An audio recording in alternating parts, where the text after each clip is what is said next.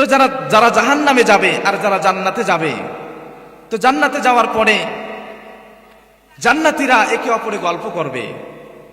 গল্প করতে করতে বলবে যে আমরা কবর হাটের মধ্যে একসঙ্গে অনেক মানুষ বসবাস করতাম। তো আব্দুর রহমানও তো আমার বন্ধু ছিল, আজকে তাকে তো আমি জান্নাতের মধ্যে দেখতেছি না, সে কোথায় গিয়েছে?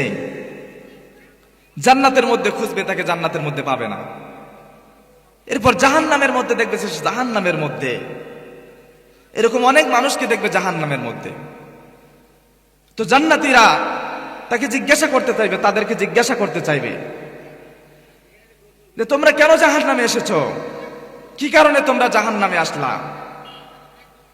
এ কথাই আল্লাহ তাআলা পবিত্র কালামের মধ্যে বলতেছেন, ফি জান্নাতিন ইয়াতাসালুন। জান্নাতীরা গল্প করবে, জান্নাতীরা আলোচনা করবে। ফি জান্নাতিন ইয়াতাসালুন আনিল মুজরিমিনা মা সালাকাকুম ফি সাকার। তোমাদেরকে কিসে জাহান্নামে নিয়ে আসলো? জান্নাতি এবং জাহান্নামীদের মধ্যে এবার কথোপকথন চলতেছে। তো তারা জাহান্নামে যাওয়ার জন্য 4টি কারণ উল্লেখ করবে। কয়টি কারণ? 4টি কারণ তারা উল্লেখ করবে যে আমরা এই 4টি কারণের জন্য আমরা জাহান্নামের মধ্যে এসেছি।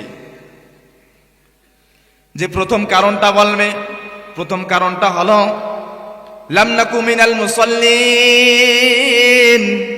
আল্লাহ তাআলা আমাদেরকে দুনিয়ার মধ্যে পাঠিয়েছিলেন। আল্লাহ তাআলা পবিত্র কালামের মধ্যে 82টি জায়গার মধ্যে নামাজের কথা বলেছিলেন, সালাতের কথা বলেছিলেন। আমরা সেই সালাত পড়তাম না, আমরা সেই মুসল্লি ছিলাম না। আল্লাহ তাআলা পবিত্র কালামের মধ্যে অসংখ্য জায়গায় যেখানে নামাজের কথা বলেছেন, নামাজের গুরুত্বের কথা বলেছেন। আল্লাহ তাআলা যেখানে নামাজের অনেক গুরুত্বের কথা বলেছেন এবং আল্লাহর হাবিব সাল্লাল্লাহু আলাইহি ওয়াসাল্লাম ঈমানের পরেই নামাজের কথা বলেছেন, সেই নামাজ আমরা পড়তাম না, আমরা মুসল্লি ছিলাম না। এই কারণে আজকে আমরা জাহান্নামী হয়ে গিয়েছি। তো যাদেরকে আল্লাহ তাআলা কাল কিয়ামতের মাঠে আরশের নিচে ছায়া দান করবেন, 7 শ্রেণীর ব্যক্তিকে আরশের নিচে ছায়া দান করবেন, তার মধ্যে এক শ্রেণীর লোক হলো যাদের অন্তর মসজিদের সঙ্গে লটকানো থাকবে। যাদের অন্তর কি থাকবে? মসজিদের সঙ্গে লটকানো থাকবে। তো এই হাদিসের ব্যাখ্যায় হাদিস বিশারদগণ বলেছেন, মসজিদের সঙ্গে লটকানোর অর্থ হলো এক আজান থেকে নিয়ে আরেক আজানের জন্য অপেক্ষা করে, আসরের আজান থেকে নিয়ে মাগরিবের আজানের জন্য অপেক্ষা করে। আসরের আজান হওয়ার পরে তার মনটা যেন মাগরিবের আজান পর্যন্ত ছুটাছুটি করে কখন আজান হয়। তো এই নামাজের মতো একটা গুরুত্বপূর্ণ একটা ইবাদত কি আমি দুনিয়ার মধ্যে পড়ি নাই, দুনিয়ার মধ্যে আদায় করি নাই, এজন্য আজকে আমি জাহান্নামের অধিবাসী হয়ে গিয়েছি, বলি নাউযুবিল্লাহ। এরপর বলবে তুমি কি আর কি কারণে? আর একটা কারণ উল্লেখ করবে। এইভাবে একে একে 4টি কারণ উল্লেখ করবে। এরপর বলবে ওয়ালাম নাকু নুতঈমুল মিসকিন। আমি মিসকিনদেরকে খাবার দেই নাই। আল্লাহ তাআলা আমাদেরকে পৃথিবীর মধ্যে অসংখ্য অগণিত সম্পদ দান করেছিলেন। বছরের পর বছর যদি আমি কোনো মিসকিনকে যদি খাওয়াইতাম, কয়েক হাজার মিসকিনকে যদি আমি বছরের পর বছর খাওয়াইতাম, তারপরও আমার ধন সম্পদ শেষ হয়ে যাইত না। আল্লাহ তাআলা আমাকে এত ধন সম্পদ দান করেছিলেন, কিন্তু আমার বাড়ির পাশে অনেক মানুষ না খেয়েছিল। তারা ঠিক মতো খাইতে পারতো না, ঠিক মতো পড়তে পারতো না, ঠিক মতো ঘুমাইতে পারতো না, ঘুমানোর জন্য আসবাবপত্র ছিল না। আমার অনেক কিছু ছিল, কিন্তু আমি তাদেরকে খাওয়াই নাই, পড়াই নাই।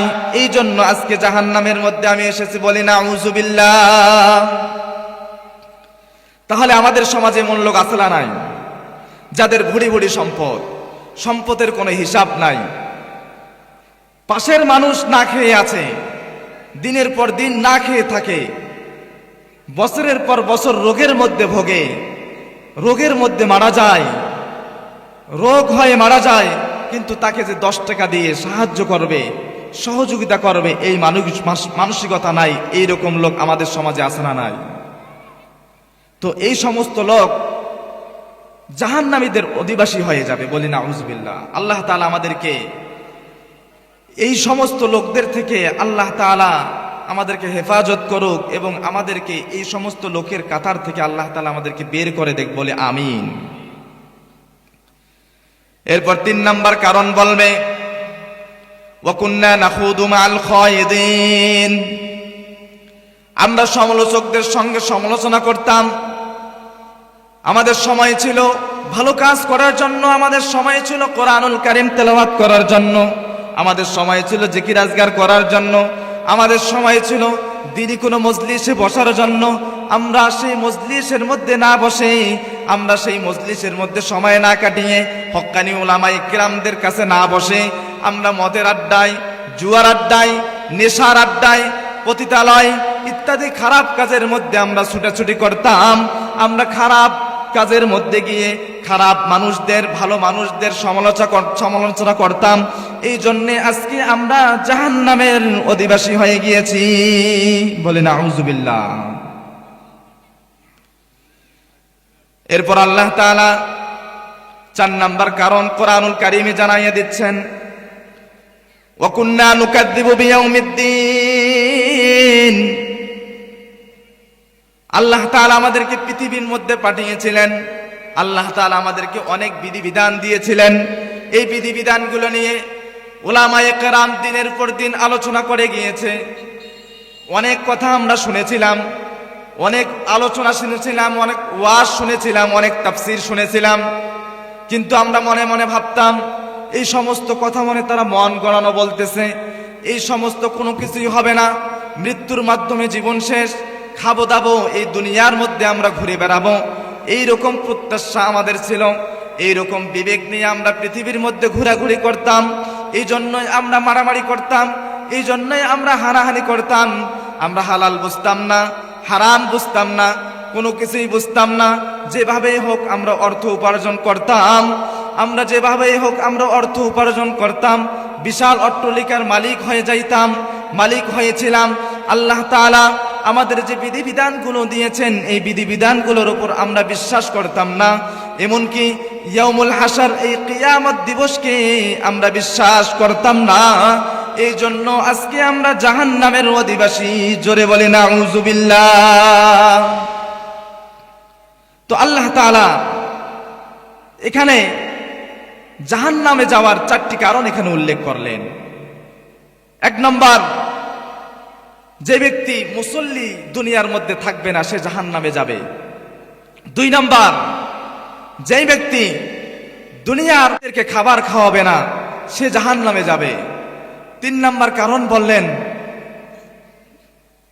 যে ব্যক্তি সমালোচনা করবে, খারাপ কাজের সমালোচনা করবে, ভালো মানুষদের সমালোচনা করবে, চায়ের আড্ডায় বসে সমালোচনা করবে, ভালো কাজ না করে শুধু সমালোচনা করে বেড়াবে, ওই সমস্ত মানুষ জাহান্নামে যাবে।